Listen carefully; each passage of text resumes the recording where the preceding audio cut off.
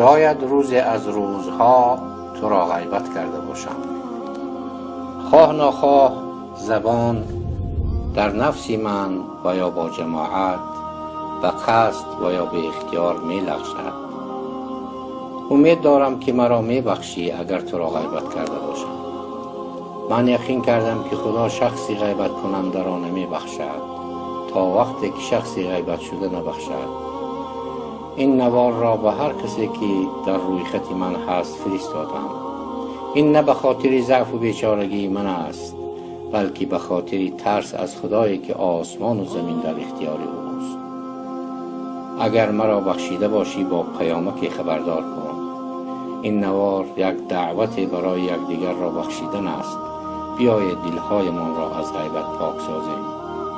خواهش میکنم که مرا ببخشید، زیرا مرگ مفاجات زیاد شده است. خدا شاهد است که من تو را به خاطر خدا بخشیدم. این نوار را یک دعوت خالصانه یکدیگر بخشی و پاک سازی قلب پیش از رمضان مبارک می نامیم. همیشه سلامت و تن صحت باشه.